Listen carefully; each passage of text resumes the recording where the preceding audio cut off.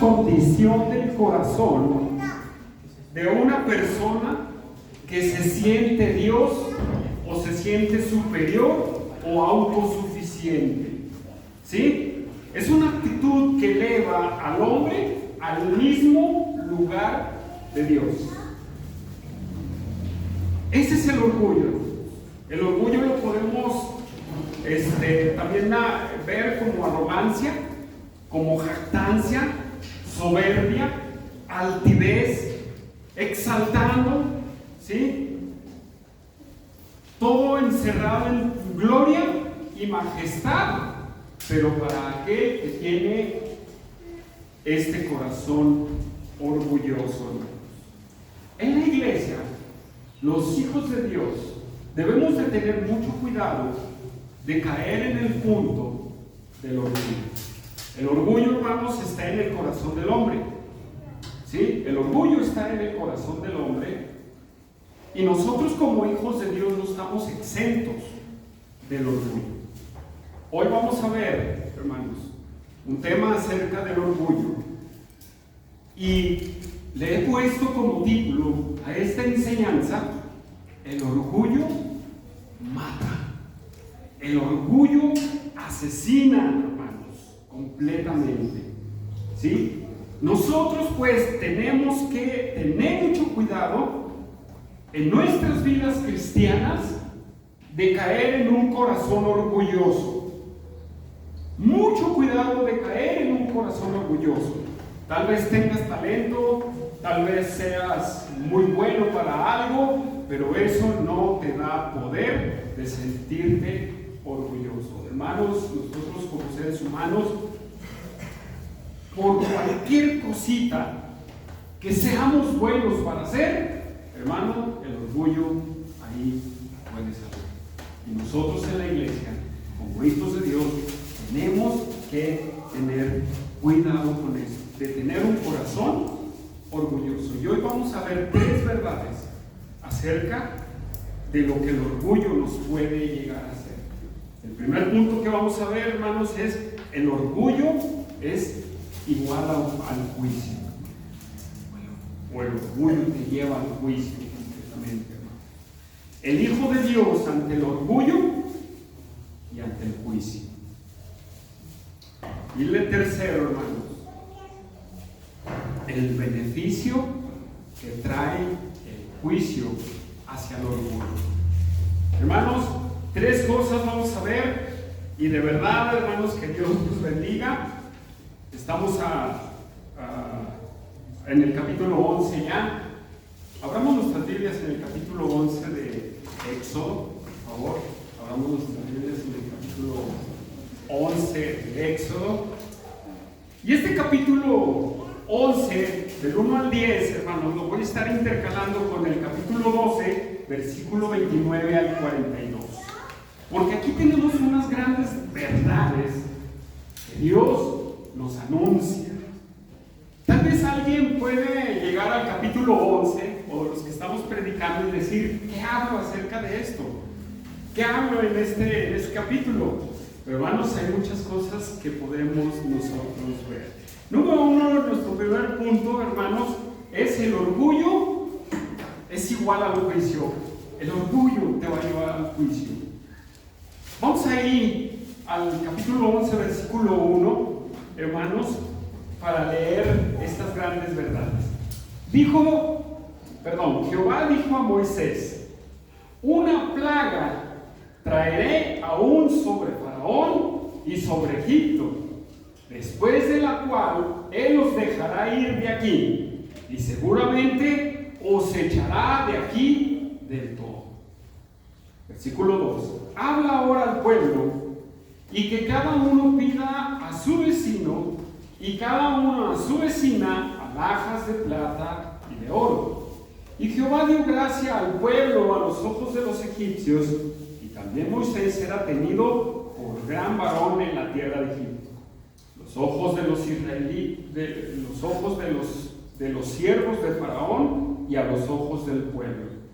Dijo pues Moisés: Jehová ha dicho así: a la medianoche yo saldré por el medio de Egipto, y morirá todo primogénito en la tierra de Egipto, desde el primogénito de Faraón que se siente en su trono, hasta el primogénito de la sierva que está tras el molino, y todo primogénito de las bestias.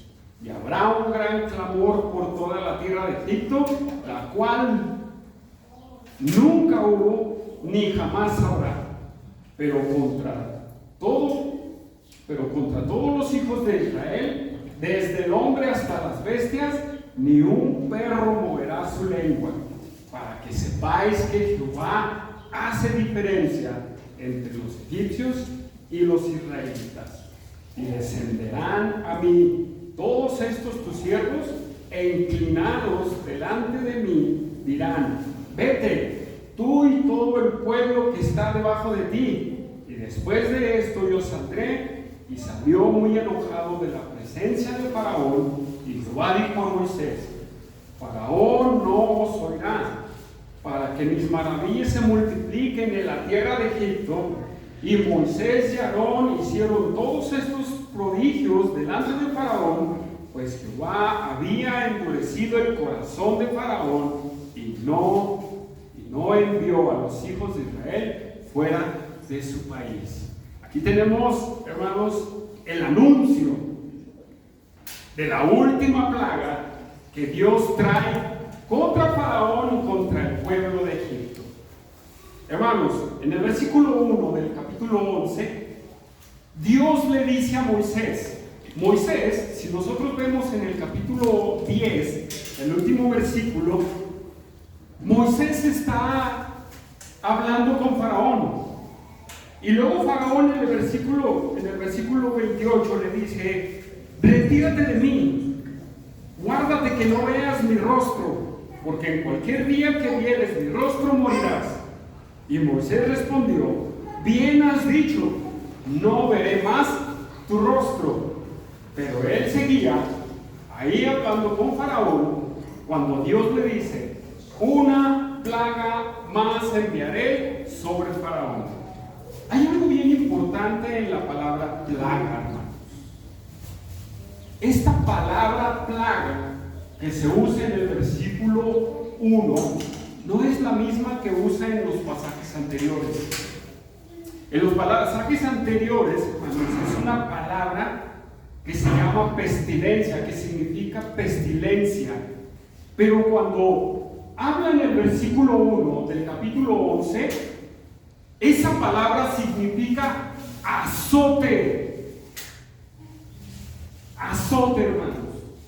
Muy diferente a la pestilencia de las ranas, de todo lo que vimos anteriormente. Ahora Dios le dice a Moisés: hoy voy a mandar un azote definitivo para Faraón.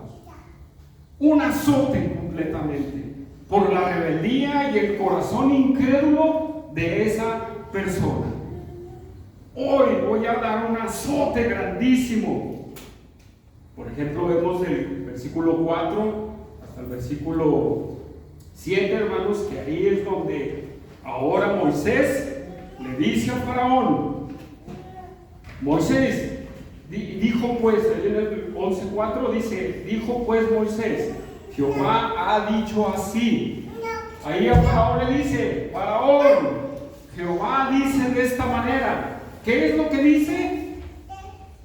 A la medianoche yo saldré por el medio de Egipto, ¿sí? Y morirá todo primogénito en la tierra de Egipto, desde el primogénito de Faraón que se sienta en su trono, hasta el primogénito de la sierva que está tras el molino, y todo primogénito de las bestias. Versículo 6: y habrá un gran clamor por toda la tierra de Egipto, la cual nunca hubo ni jamás habrá. Ahí Dios, Moisés le está diciendo a Faraón: viene este azote sobre ti, Faraón. Viene un azote. Hermanos, Faraón orgullosísima, hermanos. Orgullosísima. Dice en el versículo 10, hermanos, ¿cómo responde Faraón a las palabras de Moisés? ¿Cómo? Que una vez más endureció su corazón. Ahorita vamos a definir quién es el que endurece el corazón. ¿Sí? Quiero primero enfocarme, hermanos, en el corazón incrédulo de Faraón, en el corazón sordo a la palabra de Dios de Faraón. Viene el juicio y no escucha. Vamos al capítulo 12, hermanos. Vamos al capítulo 12. El versículo 29. Capítulo 12, versículo 29.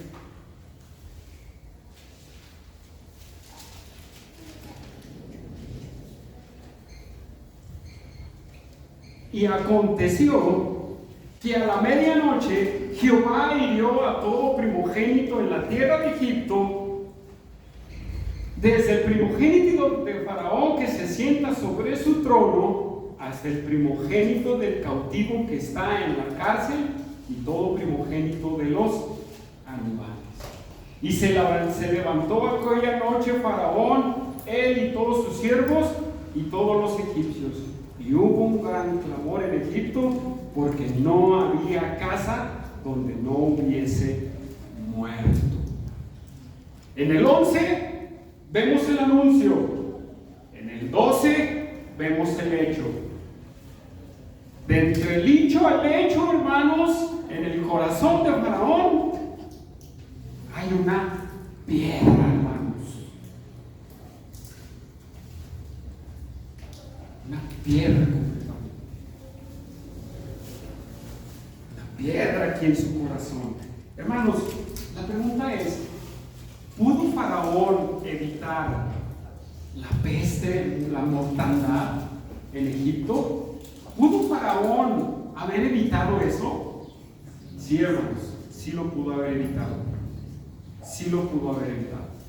Pero entonces, ¿qué llevó a Faraón a mantener su orgullo? A mantener su posición de no querer escuchar a Dios. Vamos al capítulo 5, hermanos, versículo 2. Y desde ahí, hermanos, está determinado el corazón de Faraón, hermanos. Desde ahí, ya nuestro hermano Abraham nos dijo que el corazón de Faraón está determinado desde este versículo. ¿Qué dice?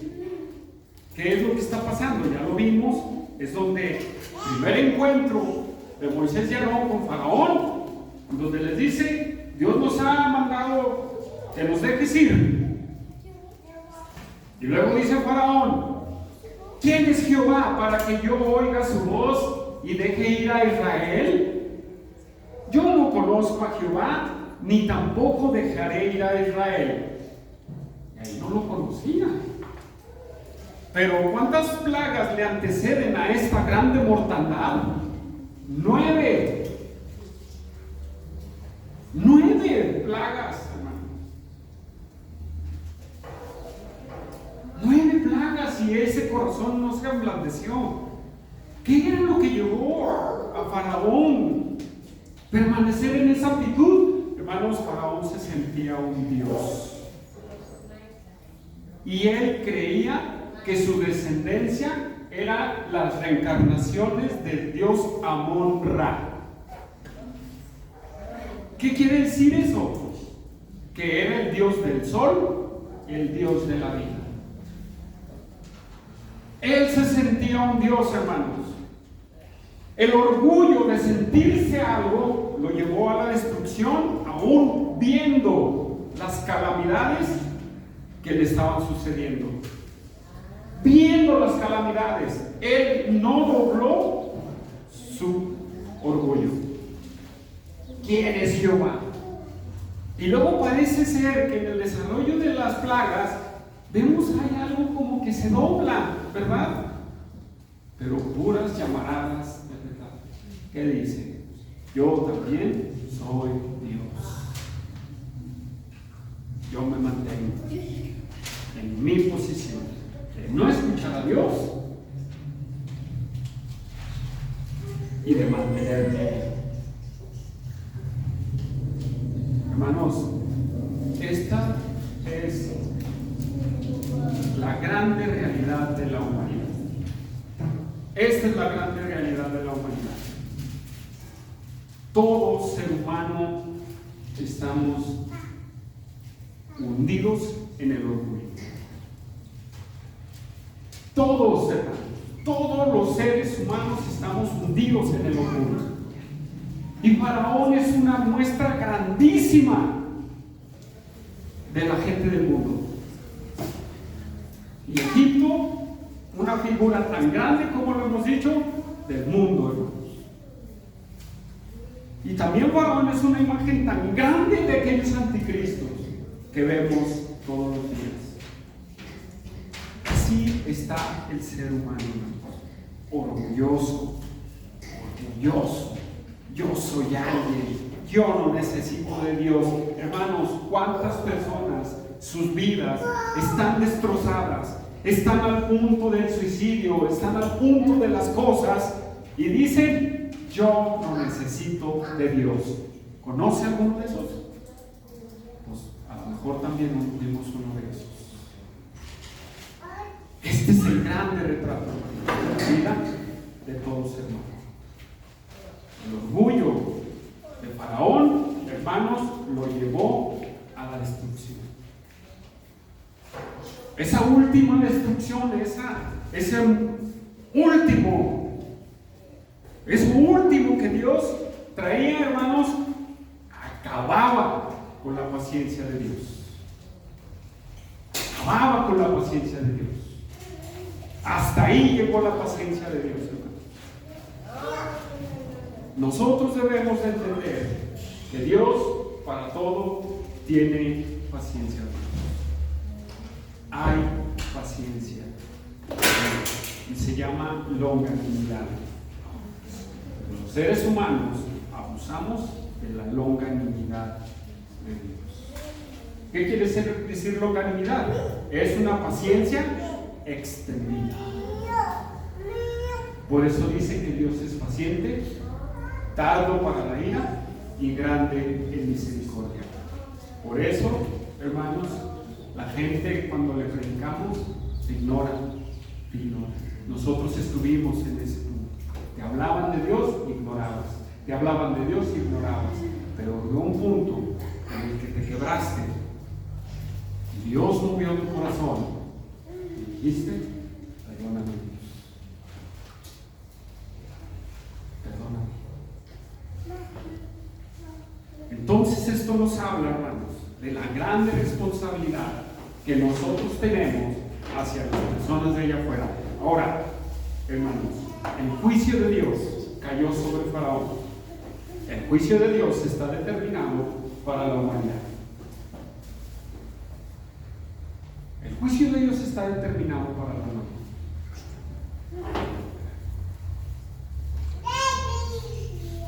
¿Tienes conciencia? ¿Te duele? Pues vamos a hablar un poquito más adelante de eso, hermanos. De la labor, de esa labor que tenemos como hijos de Dios. Pero hermanos, Faraón no quiso doblar su mano. No quiso doblar su mano. Pero dice, alguien podrá decir, bueno, pero no dice ahí que Dios es el que endureció el corazón de Faraón. Hermanos, nuestro hermano Abraham también venía diciendo que en las primeras plagas Faraón había determinado endurecer su corazón, y en las demás plagas Dios lo entregó a los deseos de su corazón. Hermanos, si vemos este punto, para hablarlo, si vemos este punto del endurecimiento, en base a posturas teológicas, hermanos, vamos a cometer grandísimos errores. ¿Sí? ¿Por qué? El libro de Éxodo es un libro histórico. ¿Sí? Su género literario es histórico. Y entonces, en ese género tenemos nosotros que tomar lo que significan esas palabras y qué significaban para el lenguaje hebreo esas palabras. ¿Sí? Hermanos, para la dureza, hermanos, así muy sencillo se los digo, hay dos palabras que se usan, bueno, son tres, pero hay tres muy importantes que se usan para hablar de la dureza del corazón, hermanos. ¿Sí? Son dos palabras importantes. Hay una que significa fortaleza o acción voluntaria, ¿sí? Y la otra es pesado o hacer insensible progresivamente. Son dos palabras, hay la tercera, pero estas son las dos más importantes. No es que Dios fue el que lo endureció. Dios, lo que quiere decir en este punto es que Dios lo dejó a su determinación de Faraón. ¿Eso quieres, Faraón? Muy bien. La última plaga para que tú reflexiones. Y es un azote grandísimo. Era para que Faraón dijera: está bien, tú eres Dios. Tú eres Dios. Pero el orgullo de Faraón lo azotó. ¿Sí? Lo azotó, hermanos. Entonces, ¿quién endureció? No, hermanos. Faraón determinó endurecer su corazón con un gran orgullo hacia Dios. Él lo determinó. ¿Sí? Porque, bueno, yo les voy a recomendar, para no detenerme tanto aquí, busquen el estudio de mi hermano Humberto acerca de las últimas 5 plagas, de las últimas 4 plagas. Él habla esto, él le dedica un punto completo a este tema y es muy muy bueno ese punto, se lo recomiendo, hermanos. Entonces, hermanos, yo no me quiero detener tanto en esto, hermanos, porque es tan sencillo que el lenguaje hebreo que nos quiere decir es un modismo, en donde lo que quiere decir es que Dios lo abandonó al duro corazón. Así lo abandonó Dios. ¿Eso quieres? Eso quieres. Pero ¿qué pasa, hermanos? ¿Por qué la gente es tan dura? ¿Por qué la gente es tan dura con esto, hermanos? Hermanos, ¿por qué la gente ha endurecido su corazón? Y nos enfrentamos, hermanos, a una generación más endurecida que otros tiempos. Hoy nos enfrentamos a una generación más endurecida que en otros tiempos. Los avances tecnológicos, las redes sociales han provocado en los seres humanos que sean autosuficientes, que se sientan autosuficientes. Por eso podemos ver a una juventud de puros ateos, jóvenes ateos, queriendo definir todo científicamente, pero cuando van al escrutinio profundo, la ciencia no tiene respuestas. ¿Pero qué pasa? ¿Qué está pasando? ¿Qué está pasando? ¿O qué ha pasado en el ser humano? Bueno, vamos a Romanos 1, hermanos, para dar respuesta a eso. Romanos 1.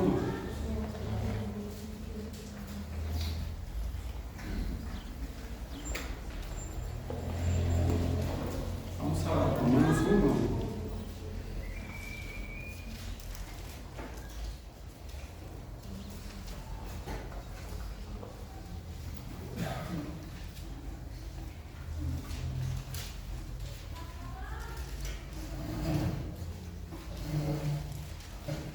Romanos 1, versículo 21, dice así, ya estamos ahí, dice, pues habiendo conocido a Dios, no le glorificaron como a Dios, ni le dieron gracias, sino que se envanecieron en sus razonamientos y su necio corazón fue entenebrecido.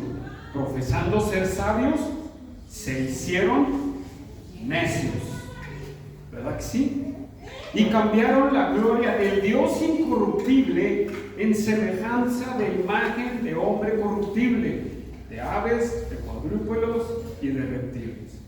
Por lo cual también Dios los entregó a la inmundicia en la concupiscencia de sus corazones, de modo que deshonraron entre sí sus propios cuerpos, ya que cambiaron la verdad de Dios por la mentira, honrando y dando culto a las criaturas antes que al Creador, el cual nos bendijo por los siglos. ¿Qué sucede en la humanidad? Hermanos, estamos dejando a Dios. Y hoy más que nada, hermanos, en este tiempo, yo puedo recordar tiempos atrás en donde aún te inculcaban una religión. ¿Sí se acuerdan? Hoy ni eso. Ni eso. Los jóvenes están aventados a las órdenes de sus propios corazones. ¿Qué pasó? Los padres abandonaron a Dios. Los padres han estado abandonando de perdido la creencia que tenían en un Dios, en alguien que nos determinaba valores morales, en alguien que nos determinaba límites. Hoy, hermanos, se acabó más y más con esto. Cada generación de rebeldes ha sido así, pero hoy nos encontramos con una generación peor, que sus corazones están directos a la dureza. ¿Eres influencer? ¿Te crees lo máximo? ¿Te sientes intocable? ¿A cuántos se han metido a la cárcel por sentirse intocables? Solo por tener dinero, solo por ser alguien importante en las redes sociales. ¿Sí o no? Esa es una verdad, hermanos. Ahora nosotros, como hijos de Dios, tenemos que cuidar a la siguiente generación, hermanos. Viene el juicio, hermanos. Dios le dijo a Faraón, viene el juicio sobre ti, Faraón. No creyó. Llegó el juicio y reflexionó Faraón, hermanos. Bueno, entre comillas, porque todavía vamos a ver que la Biblia dice, todavía en los versículos, capítulos más adelante, que endureció su corazón. Nosotros, hermanos, como hijos de Dios, tenemos que hacer contrapeso desde la casa hacia afuera, hermanos. Desde nuestra vida hacia afuera. Tenemos que hacer lo contrario, hermanos. Bien se nos decía en los varones, ¿cuánto tiempo piensas en Dios? ¿Cuánto tiempo le dedicas a la palabra? ¿Cuánto tiempo le dedicas a inculcar a la siguiente generación? Hablábamos del homosexualismo el miércoles aquí, hermanos, también. ¿Cuáles eran los factores del homosexualismo? La ausencia de los padres, la rigidez de los cónyuges también. Y hacíamos buenas preguntas al final de este estudio. ¿Quién es el responsable, hermanos? Somos nosotros. No estamos haciendo nada al contrapeso, hermanos. Viene el juicio. Y a Faraón no le importó, hermanos. Pero espero que a ti sí te importe desde tu casa, hermanos. Ese juicio, hermanos, debemos de entender que no debemos de abusar de la paciencia de Dios. Hay personas en el mundo que se les ha compartido el Evangelio Hay personas que se les ha dado el Evangelio y juegan entre sí y no. Sí y no. Decía Manuel, comparte la cena del Señor y vuelves a pecar. No pasa nada. Así están estas personas. ¿Por qué? Porque puede haber un corazón duro en medio de nosotros. Donde juega como faraón, sí, y juega con no. Si ese es tu corazón, si tú estás en eso, arrepiéntete. Arrepiéntete. El juicio de Dios está determinado. Y no vaya a ser que estemos como Pablo. Y esto lo digo porque los que están así son meros simpatizantes del Evangelio. Son meros simpatizantes.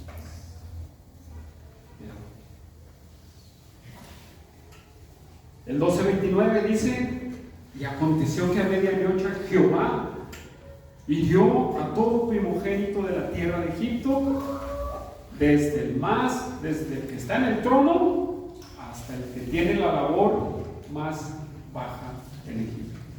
Llegó el juicio. Nunca lo vio venir Faraón. Parece que no pasa nada, ¿verdad? Parece que no pasa nada. Pero así se dejó venir el juicio de Dios. Vamos al proverbio. Bueno, vamos a ir también al proverbio 28:14, hermanos. Proverbio 28:14. No quiero dejar fuera esta escritura, hermanos, porque esta es la realidad y la radiografía de todos los seres humanos. 28:14.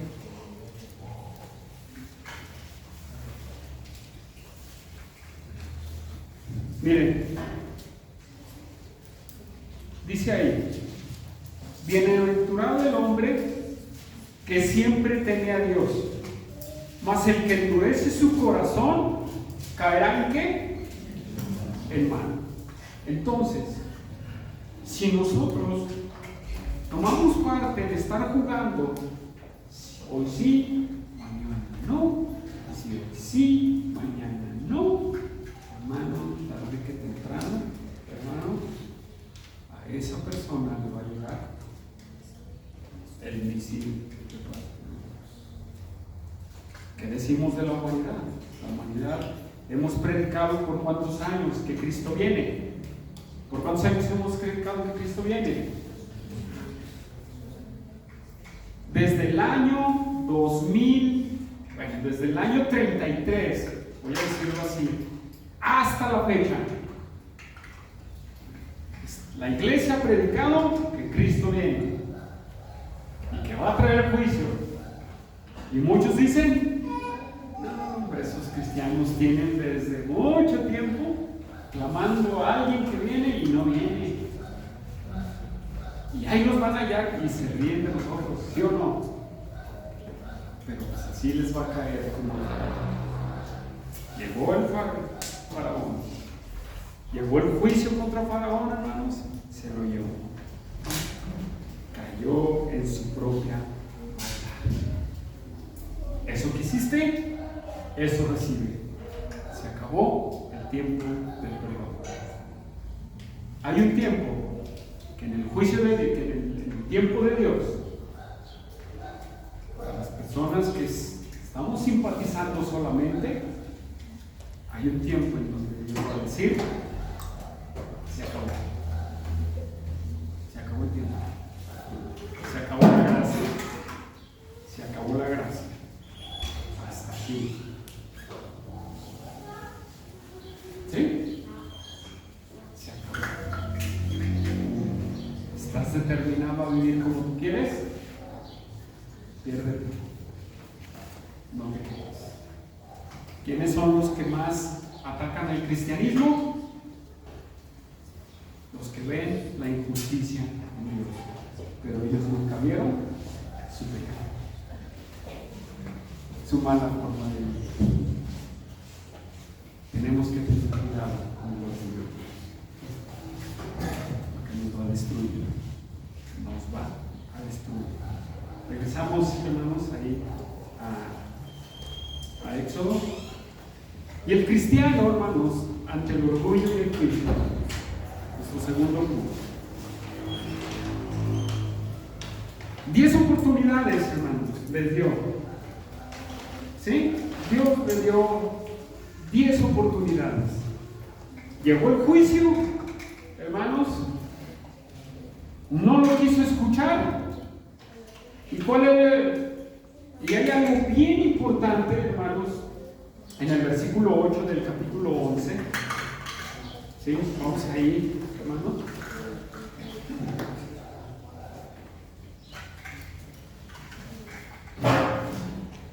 Perdón, es el 7. Capítulo 11, versículo 7 de Éxodo. Dice: pero contra todos los hijos de Israel, desde el hombre hasta la bestia, ni un perro moverá su lengua, para que sepáis que Jehová hace diferencia entre los egipcios y los israelitas. Hermanos, la semana pasada nos hablaban acerca de la Pascua, de la consagración. Claro que no abordamos todo el punto, pero Dios le da a su pueblo las indicaciones para salir libertados, hermanos. ¿Cuáles eran esas indicaciones de la Pascua? Vas a tomar un corderito sin defecto, lo vas a sacrificar entre las 2 tardes. ¿Alguien sabe qué tiempo es entre las 2 tardes? Hermanos, son las 3 de la tarde. Ahí van a empezar a hacer la preparación para comer la Pascua. ¿Y cuál era el? Iban a preparar, iban a vertir la sangre y con hojas de hisopo y amargas iban a poner en los dinteles, en los marcos de las puertas, la señal de la sangre. ¿Por qué? Porque Dios iba a pasar, la peste iba a pasar, la potencia iba a pasar. Y si no había esa señal, iban a morir junto con los egipcios. Y esa señal y esa celebración de la Pascua, hermanos, era lo que iba a hacer la diferencia entre los egipcios y los de Israel. Eso iba a ser la diferencia entre los egipcios y los de Israel. Hermanos, es por eso que llegó la mortandad y en el pueblo de los judíos, entonces, no hubo ningún muerto, porque creyeron a lo que Dios iba a hacer. Ellos creyeron. Faraón se mantuvo incrédulo, pero llegó la medianoche. ¿Sí? Allí en el 12:30, en Éxodo 12:30, dice: y se levantó aquella noche Faraón, él y todos sus siervos y los egipcios, y hubo un gran clamor en Egipto, porque no había casa donde no hubiera muerto. Y Faraón llamó a Moisés y a Aarón y les dijo: salgan, váyanse. En otras palabras, lárguense de aquí. Así les está diciendo, con un corazón triste, hermanos, un corazón de haber visto de su derrota completamente ante el Dios vivo. Ahí vio su derrota Faraón. Y más al ver el pueblo de los hebreos, que ni un pelo se les tocó, hermanos.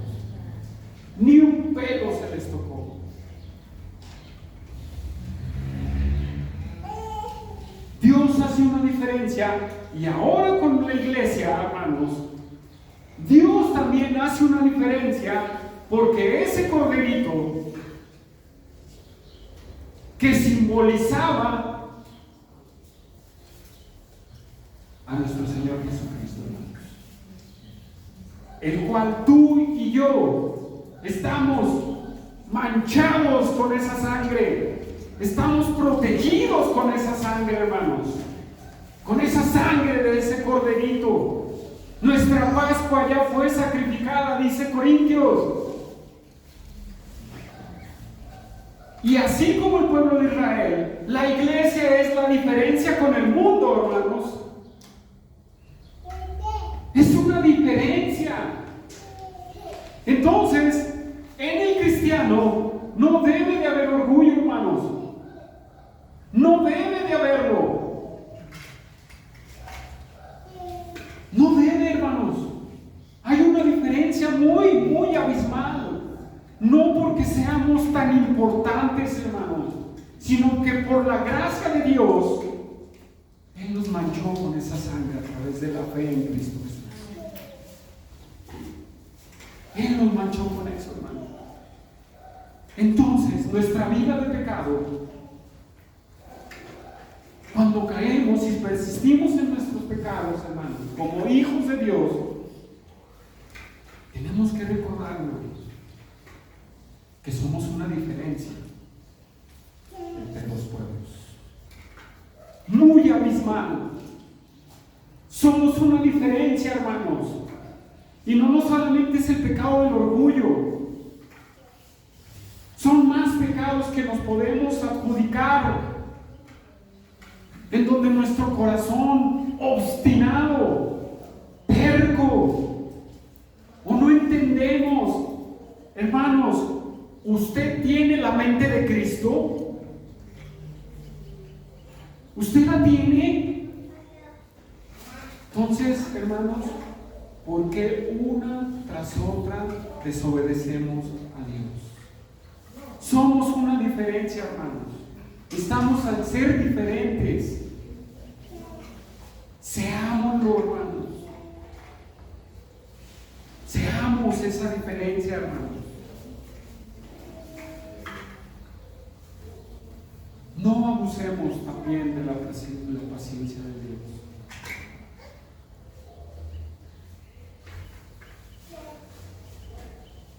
Hay un tiempo, los incrédulos, como Faraón, van a estar en el juicio del trono blanco. Pero déjeme decir que usted y yo estaremos también en un juicio.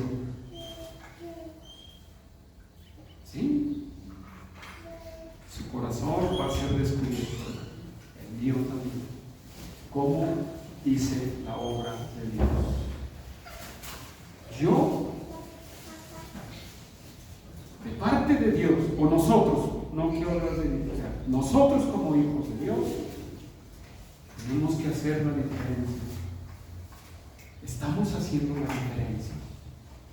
Yo pregunto, ¿estamos haciendo la diferencia? ¿Por qué las estadísticas están en contra de nosotros, hermanos? ¿Por qué las estadísticas están en contra? De verdad, hermanos, yo les digo, ¿por qué? Las estadísticas a la pornografía en contra del cristianismo.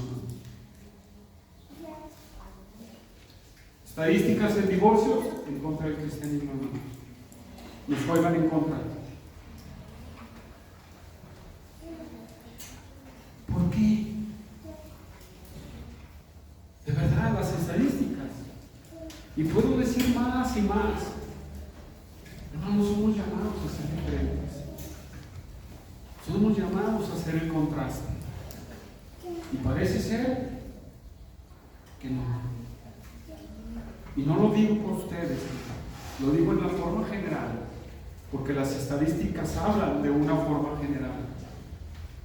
A nivel general, hermanos, el cristianismo no está cumpliendo con su labor.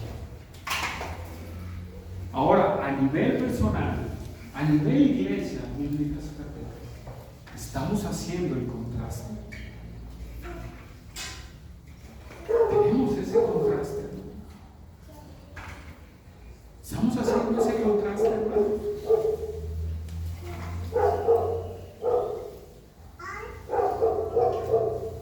¿Sí hay ese contraste en nosotros? Es la misma historia, hermanos, de Faraón y los israelitas, el mundo y la iglesia. Es lo mismo. ¿O hubo un muerto en el pueblo de Israel? Ninguno. Ese juicio, hermanos, es el trono, es el tribunal de Cristo, hermanos. En el tribunal de Cristo, tú vas a ser enjuiciado por la forma en que viviste tu cristianismo, con el corazón con el que hiciste las cosas. Ahí vas a entrar en ese juicio. ¿Quieren verlo? 1 Corintios 13. 1 Corintios 13.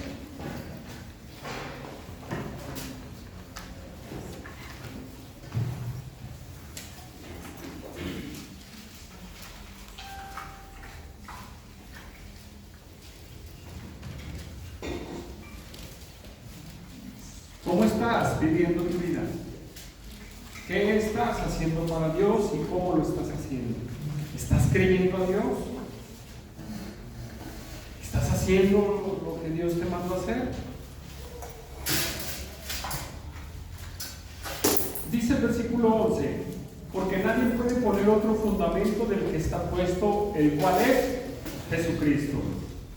Versículo 12: y si sobre este fundamento alguno edificare oro, plata, piedras preciosas, madera, heno, hojarasca, la obra de cada uno será manifiesta, porque el día la declarará, pues por fuego será revelada, y la obra de cada uno cual sea, el fuego la probará. Si permaneciere la obra de alguno que sobreedificó, recibirá recompensa. Si la obra de alguno se quemare, él sufrirá pérdida, si bien él mismo será salvo, aunque así por fuego. ¿Quieres vivir tu vida? ¿O estás viviendo tu vida cristiana como cuando estabas en la escuela y decías, ya saqué un 6, pasé de panzazo? ¿Qué era sacar un 6 en la escuela? ¿Qué era sacar un 6 en la escuela? Era de panzazo, pero ¿qué significaba? Que no te esforzaste, que no estudiaste, que no te importaba, que yo copié. ¿Sí? Hermano, el día del tribunal de Cristo vas a estar ahí. Ahí vamos a estar. Y ahí nuestras obras, nuestro corazón va a ser desnudado. Toda tu vida cristiana va a ser exhibida. Tu vida cristiana va a ser exhibida. Ahí vas a comparecer. Ahí. Entonces, ¿quieres pasar de panzazo? Por posición, voy a decirlo así. Por posición, teológicamente, ya estamos de panzazo, hermanos. ¿Sí? Por posición, ya estamos de panzazo. ¿Así te quieres quedar?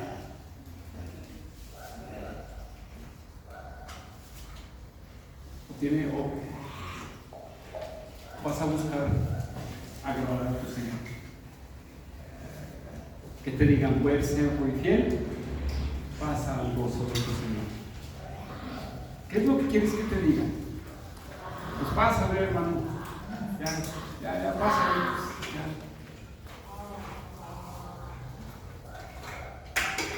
Si lo ilustramos de esa manera,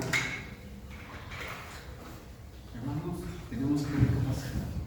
Somos la diferencia y llamamos a ser diferentes. Hacer la diferencia. Faraón lo vio y se dijo: váyanse. Bueno, pero no fue hasta el juicio, que lo vio por sus propios ojos, que dobló sus manitas.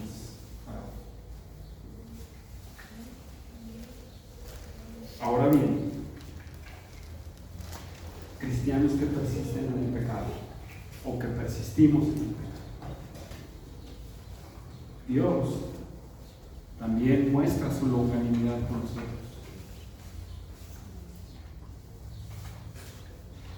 De que procedamos al arrepentimiento, le demos la espalda al pecado, que digamos: Dios, te he sido infiel, me quito del pecado, me voy del pecado. Pero ¿sabe qué pasa también? Que tenemos el otro contraste de aquellos que están como Faraón. Dios nos está hablando: arrepiéntete. Dios nos está hablando: ya deja ese pecado. Dios nos está hablando: tienes que ser diferente. Y a nosotros no va a haber juicio, hermanos, va a haber disciplina de parte de Dios. Va a haber disciplina de parte de Dios. Muchos hemos sido disciplinados por Dios, pero hay otros que Dios los ha disciplinado con enfermedad y con muerte. Dios nos está llamando a ver el. ¿Estamos siendo la diferencia? Tenemos que ser la diferencia. Donde quiera, desde tu casa, hermano. Estaba viendo el testimonio de una muchacha, hija de pastor, y expresaba muchas cosas malas, malísimas. Son unos hipócritas, juzgan, critican. Mi papá es el principal hipócrita. Así, hermano, de verdad. Yo entiendo. Pero ella decía, esta persona, es que yo no puedo creer eso. Claro, si no es de Dios no va a creer. Y también, sinónimo de cristiano no es sinónimo de perfección. ¿O sí? No, tampoco eso es. Somos un grupo que vamos apartándonos día con día del pecado que nos está asediando todos los días. ¿Por qué hay tanto mal comentario hacia los cristianos? ¿Por qué hay tanto mal? Porque muchos sí se dedican a vivir su vida cristiana, pero muchos no. De verdad. Decía un maestro de un seminario, y son bautistas. ¿Qué lo decía? Lo hacía en broma, pero lo hacía en serio. En broma y en serio.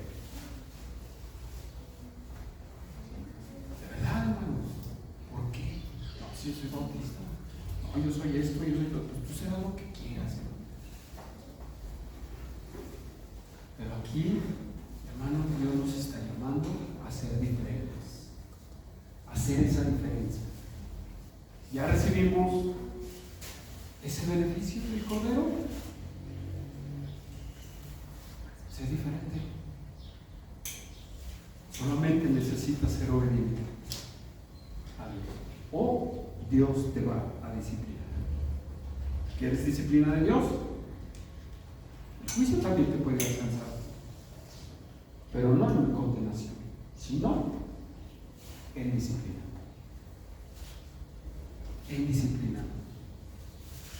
Tenemos que ser muy diferentes. Ahora, regresamos a Éxodo, hermanos. Regresamos a Éxodo. Y hermanos, vamos a ver el beneficio que trae el enjuiciar el orgullo de Faraón. El beneficio del juicio. ¿Habrá un beneficio que viene a través del juicio de Faraón? Sí, hermanos. Sí. Capítulo 12, hermanos.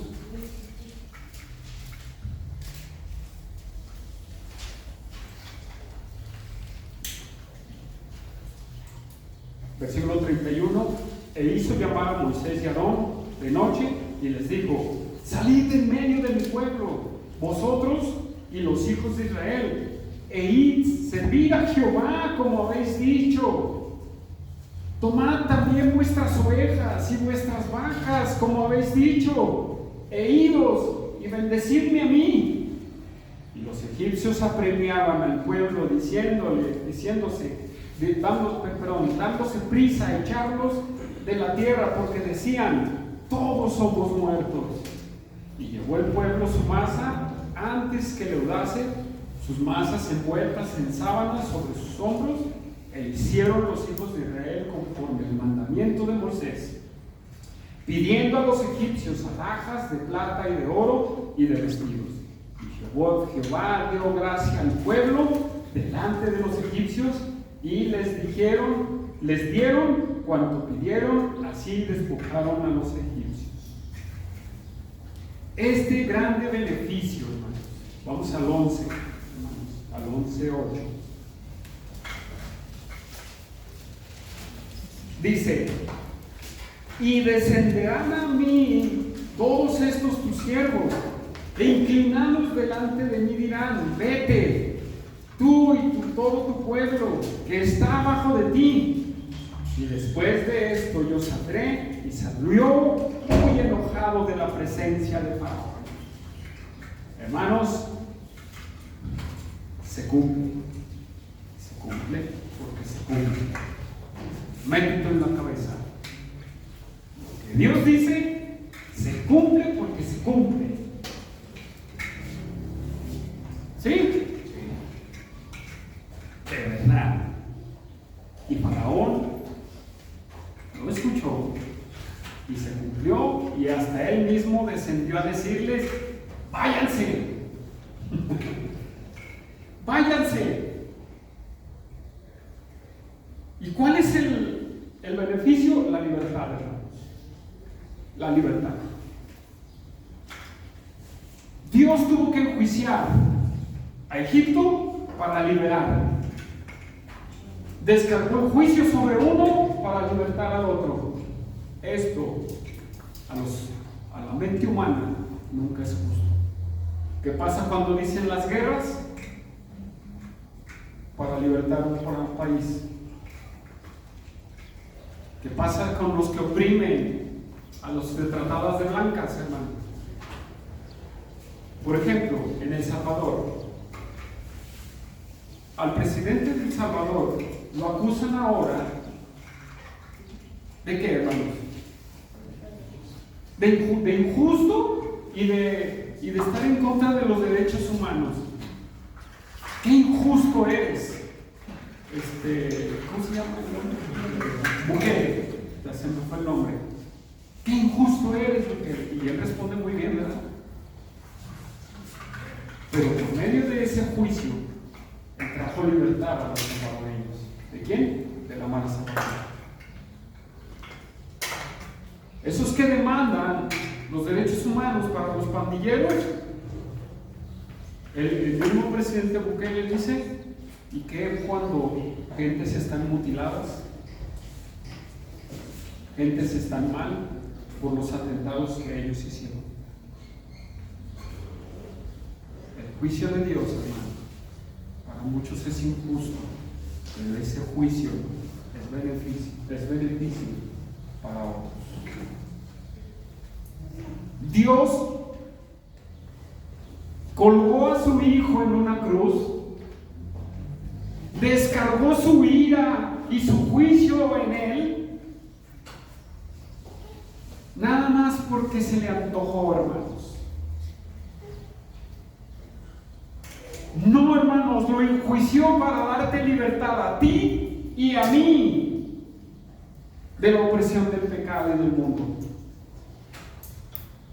Dios nos da la libertad por medio del juicio, hermanos, de otros. Dios, hermanos, nos ha hecho su justicia, hermanos. Segunda de Corintios 5:21.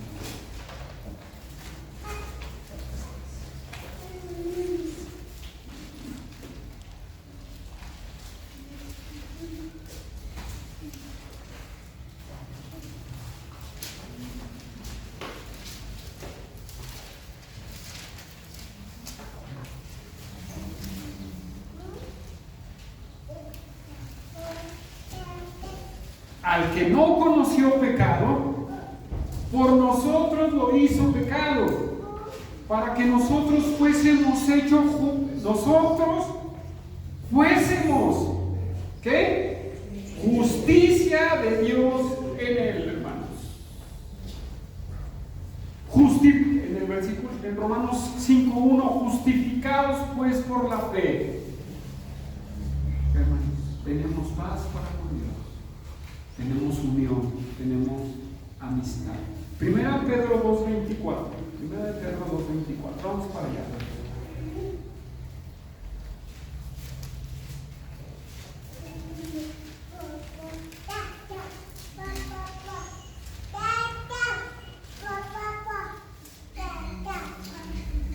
Primera de Pedro 2:24.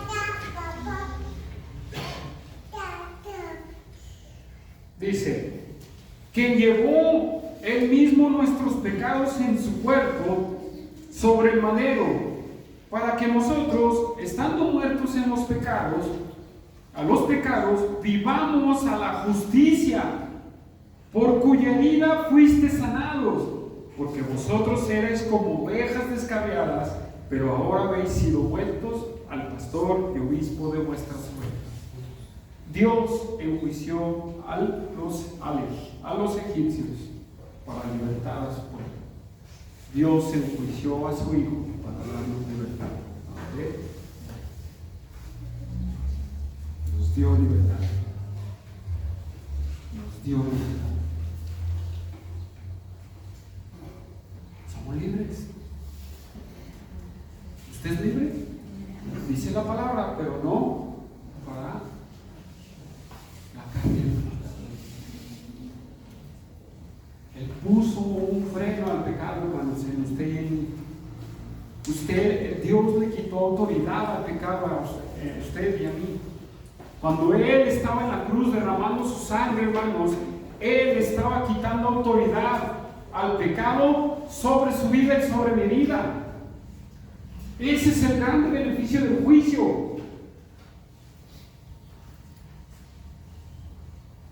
Eso lo tenemos que llevar hacia allá afuera, hermanos.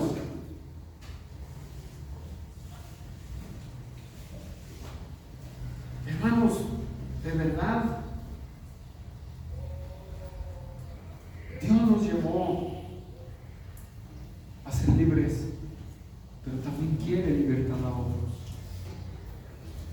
Pero nosotros tenemos que responsabilizarnos de lo que nos mandó a hacer. A llevar este mensaje de reconciliación. No leímos los versículos anteriores al 21 de 2 de Corintios 5, pero de ahí desde el 17 dice, ¿qué dice? Que el que está en Cristo es nuevo, que todo lo otro quedó atrás. Y empieza a hablar y nos dice que la iglesia tiene el ministerio de la reconciliación. Nosotros llevamos ese mensaje de libertad. La iglesia lleva el mensaje de libertad. Ojo, lleva el mensaje de libertad, no la libertad de Dios. Somos embajadores de Cristo. Ese es el mensaje. Que Dios enjuició, puso a su Hijo, derramó su juicio y su ira en Él para traer libertad a nosotros y a los que están afuera.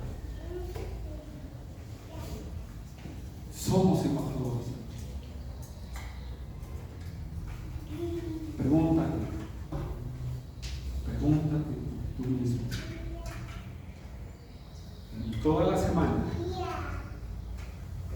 quién le compartiste el Evangelio? ¿O solamente te quedaste encerrado en tus problemas, en tus luchas, en tu trabajo, en tus ideas? Si es así, hermanos, creo que tenemos que proceder a dar arrepentimiento.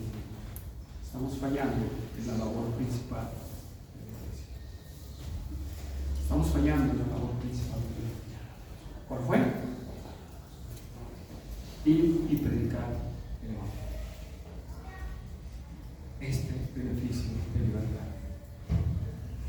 Pero a lo mejor tú no eres libre.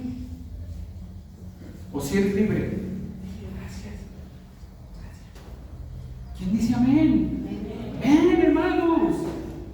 Y si somos libres, llevemos el mensaje de libertad, ese mensaje de esperanza, hermanos. Como en las películas, ¿no? Mandan las cartas escondidas y estamos preparando un contragolpe para libertarlos. ¿Qué hacen los presos? ¡Qué bueno! Llévales una esperanza, porque hay corazones que están preparados. Hay corazones que están preparados para decir: yo vengo a ti, yo quiero esa libertad. ¿Sí? Hermanos, a eso nos llama Dios. ¿Por qué? ¿Por qué hablo del evangelismo? Allí en el capítulo 8, hermanos, en el capítulo 11 de Éxodo, dice que Faraón, que Moisés salió bien contento de la presencia de Faraón, porque ya lo iban a enjuiciar. No, ¿verdad? Él salió enojado. ¡Qué contraste, hermanos, tan grande! Que que Moisés salió enojado por el duro corazón de Faraón, hermanos. Porque aún los siervos de Faraón y los egipcios habían entendido, ya le habían dicho a Faraón: ya déjalos ir, Faraón, ya está destruido, Egipto ya está destruido, déjalos. Pero al ver el duro corazón de Moisés, sale enojado. Ese es un celo, hermanos. ¿Tienes ese celo de Moisés? Pero ¿cómo vamos a experimentar ese celo si no salimos a compartir el Evangelio? Cuando salimos a compartir, cuando compartimos el Evangelio, hermanos, cuando regresamos frustrados y decimos: si supieran, si se dieran cuenta de que se van a ir al infierno. Y a veces regresamos: no, ¿qué crees? Había un embotellamiento ahí en el centro. Enojados por el embotellamiento, enojados porque me fue mal en el trabajo, enojados. ¿Cuándo has llegado enojado, frustrado porque no te escucharon?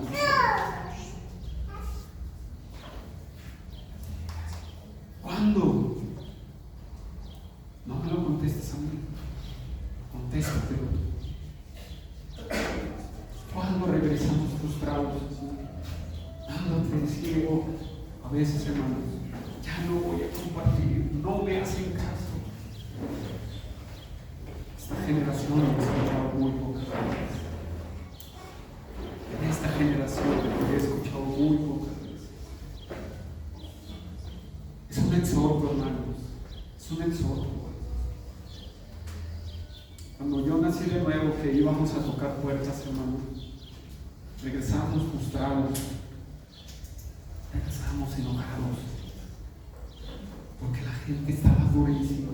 Pero también nos contentábamos cuando el hermano decía: me abrieron las puertas de su casa, escucharon el Evangelio. ¡Qué bueno! Pero ya no tenemos el celo por compartir nuestros Evangelio. No tenemos el celo.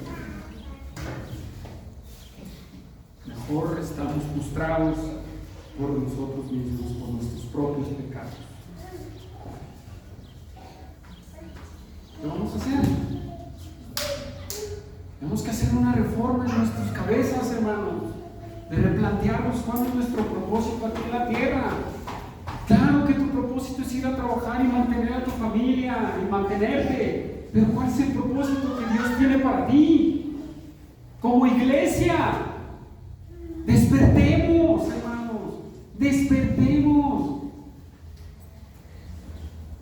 Hacer la labor que nos corresponde, hermanos. Otro de los beneficios, hermanos, que vemos es el despojo. Es el despojo, hermanos, de los israelitas hacia los egipcios. Bueno, dice despojo, y muchos hablan de una falta de ética. Pero no, hermanos, hay un principio que Dios quiere enseñarnos aquí. Porque desde el Éxodo, desde el capítulo 3, a ver si es el 3. Si es el 3, en el versículo 22. Ya lo anunciaba, sino, ¿verdad? Dice en el versículo, vamos al capítulo 3, versículo 22. Cuando Dios le da las instrucciones a Moisés antes de entrar a Faraón. Y luego también le enfatiza en el 22, sino que pedirá a cada mujer a su vecina y a su huésped alhajas de plata, alhajas de oro y vestidos, los cuales pondréis sobre vuestros hijos y vuestras hijas y despojaréis a Egipto. Y luego lo vuelve a repetir otra vez. ¿Sí se acuerdan dónde? ¿Sí? Entonces lo repite. En el capítulo 11 lo vuelve a anunciar, hermanos. En el capítulo 11 lo vuelve a anunciar. En el versículo 2, y habla al pueblo, ahí en el Éxodo 11:2, habla ahora al pueblo y que cada uno pida a su vecino y cada uno a su vecina alhajas de plata y de oro. Y luego dice el 3, y Jehová dio gracia al pueblo a los ojos de los egipcios también. Moisés era tenido por gran varón en la tierra de Egipto, a los ojos de los siervos de Faraón y a los ojos del pueblo. Y luego vamos al 12, hermanos, ahí en el 12 también, versículo,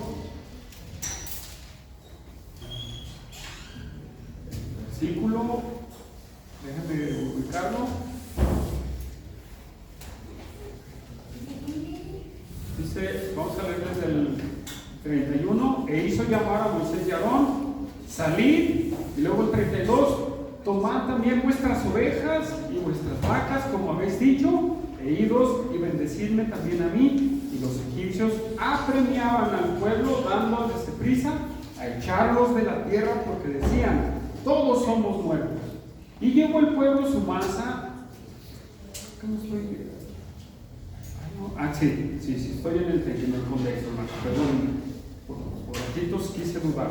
Dice, y llevó el pueblo su masa antes que leudase, su masa envuelta en sus sábanas sobre sus hombros, e hicieron los hijos de Israel conforme al mandato de Moisés, pidiendo de los egipcios alhajas de plata, de oro y vestido. Y Jehová dio gracia al pueblo delante de los egipcios, y les dieron cuanto pedían, así despojaron a los egipcios. Aquí tenemos un principio muy grande, tenemos tres cosas muy grandes. No es teología de la prosperidad. Aquí no es teología de la prosperidad, hermanos. Aquí, hermanos, son principios, primeramente, de justicia también. El pago de los egipcios hacia el sometimiento de los hebreos. Era un principio que Dios iba a dejar para el futuro. ¿Sí?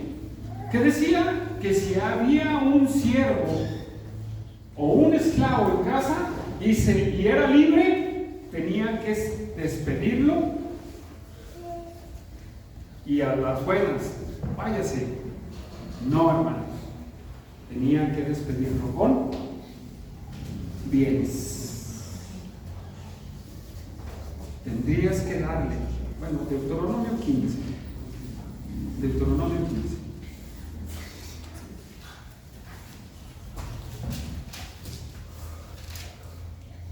globosa.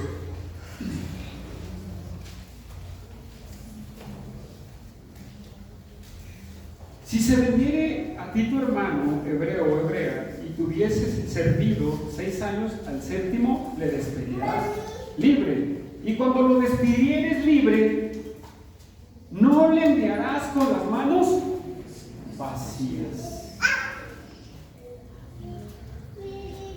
No le enviarás con las manos vacías. Hermanos, ¿qué principio estaba dejando Dios? Hermanos, el ser justos con el pago de un servicio, hermanos. Dios nos estaba dejando un principio de ser justos. Quienes tienen negocios, yo le decía a un hermano, ¿cuánto para ti vale tu trabajo? Quitando tus ganancias, ¿cuánto vale tu trabajo para ti? Si son 600 pesos, ¿por qué no se los pagas al trabajador? ¿No? O alguien que tiene el servicio, termina el servicio, recompénsalo. Dale su finiquito. No le des 500 pesos. ¿Cuánto quisieras recibir tú de finiquito? ¿500 pesos? Si tú eres hombre de negocios, dale más. Hermanos, ¿por qué tantas personas que han trabajado para cristianos los ponen como miserables, hermanos? Discúlpenme. Discúlpenme, de verdad. Estos oídos que se han de comer los gusanos, lo ha escuchado, hermanos. No me lo han dicho otras personas, lo he escuchado directamente de gente que ha trabajado para cristianos. Dicen, son unos míseros. ¿Sabes cuánto me dieron? Las gracias. Eso es justo, hermanos. Dios nos estaba dejando un principio a los israelitas, hermanos.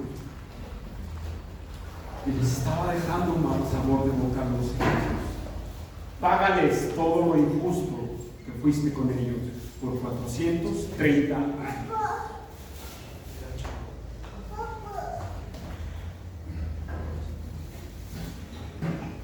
¿Cuál es otro principio, hermano? La bendición para su pueblo, lo dice ahí. Esos vestidos los van a usar tus hijos. Hermanos, por 40 años, ¿de dónde sacaron vestidos, hermano? Por 40 años. Bueno, porque fueron 430, la salida de Israel. 440 años en el desierto. ¿De dónde iban a sacar eso? Esa bendición de Dios. Ahora, ¿por qué era el oro y la plata? Hermanos, porque es para la bendición y para el servicio de Dios. Vamos a llegar a la edificación del tabernáculo y vamos a llegar también al punto de las ofrendas, hermanos, y nos van a dejar en ridículo los egipcios, los israelitas a nosotros como iglesia. ¿De dónde sacaron el oro, las pieles de tejones, todo eso para edificar el tabernáculo? De eso, hermanos. Lo que Dios nos da es para servicio de Dios. En la administración de la mayordomía de Dios, ¿cómo se definen las cosas? Todo es de Dios. Todo es de Dios. Y no eres capaz de dejar en aquel cajoncito, bueno, algo para Dios. Ya llegaremos al estudio de ese, hermano, pero de perdido eran 3 diezmos. ¿Habían estudiado? De perdido eran 3 ofrendas. Y tenían su propósito para la manutención de los levitas, para los necesitados y para las viudas. Les doy un adelanto. Déjanos de ser miserables con lo que Dios nos da. Él nos da y no seamos como los de la religión tradicional, que nada más le damos limosnas. Nos van a poner en ridículo. Gente que está en medio del desierto, usted está en medio de una prosperidad. Gente que está en medio del desierto y no es capaz de decir: si gané 100 pesos, 10 pesos voy a darle a Dios, 15 pesos.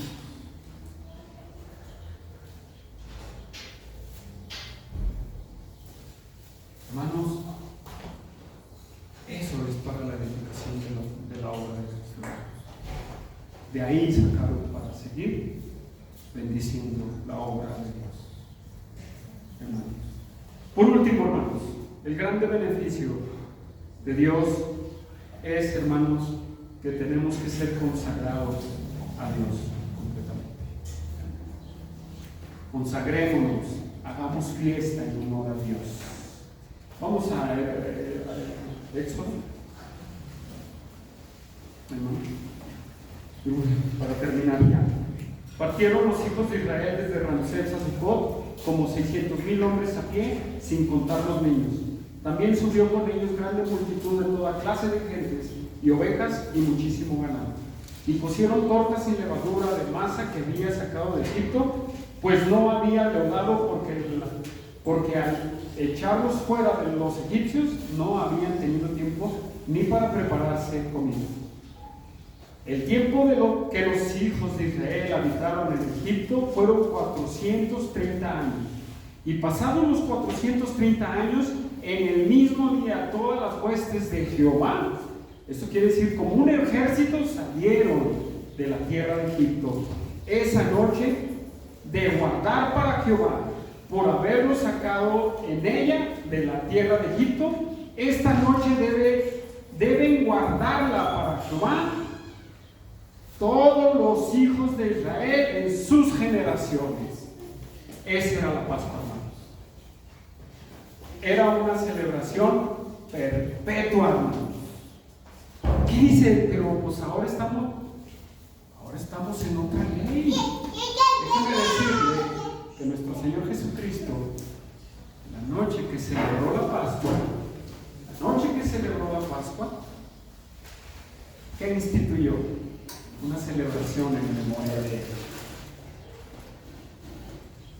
Él celebró la Pascua como todo judío.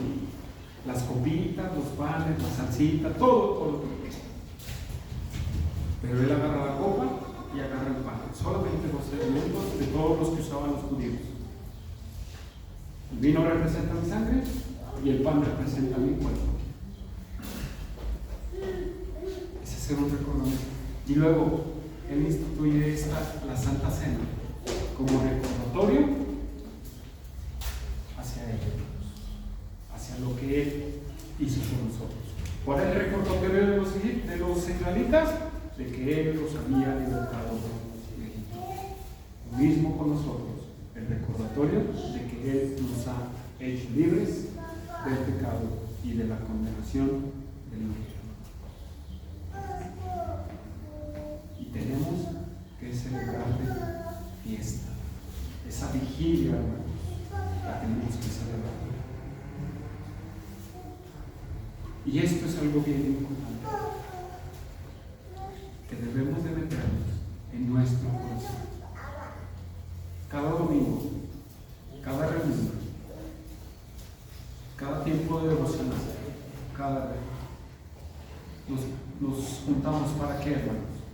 Solamente para congregar, para alegrarnos, echarnos unas sincronizadas al final, una coquita, para eso. No, hermanos, el sentido es para celebrarle fiesta a Dios, al Señor Jesucristo, que dio su vida por ti y por mí y nos libertó. Derramó su sangre, hermano. Si entendiéramos eso, yo no tendría excusa para no venir a sentarme. Yo no tendría excusa para ir a servir a Dios. Si lo entendiéramos, hermanos. Hermanos, yo se los voy a decir. Parece que les estamos rogando a a que vengan los miércoles. No, se los voy a decir, hermano, de mi corazón. Parece que les estamos rogando a los varones que vayan a los varones. Parece que les estamos rogando que vengan a los servicios. Tiene que ser una disposición personal, hermanos. Tiene que ser una decisión de entender que yo fui salvo, que Dios me rescató, me libertó de esa grande condenación de mi pecado y tengo que servirle. Pero parece ser, y no solamente iglesia bíblica, hermanos, todas las iglesias parece que les están rogando una tras otra. Servicio de oración, parece que les están rogando. Servicio de mujeres, bueno, creo que las mujeres nos ganan. Son de las reuniones en donde más llegan personas, hermanos. Son las mujeres. Varones, nosotros somos los responsables de nuestras familias. ¿Cómo mi esposa me va a poner la muestra? Por favor, hermanos, ¿cuál es su liderazgo? ¿Qué está decidiendo para Dios? Usted lo tiene que determinar y decir: mujer, hijos, este es día para ir a la iglesia, no más. Este es el día de servir a Dios, vamos a servirle. Pero parece que a todos los cristianos, una tras otra se les está rogando. Y no solamente en Las Flores, en San Ramón, en la iglesia bautista, en todas, hermano, es este patrón. En todas. Si usted me pregunta cuántas iglesias conozco, conozco muchas. Y parece ser que los que más atacamos en doctrina son los más fieles, para estar de perdido en el servicio. Échese ese trompo a la uña. Y usted que tiene la doctrina sana, parece que le están rogando. No, hermanos, levántese, varón, con determinación. Y si usted es mujer sola, levántese y tome decisiones.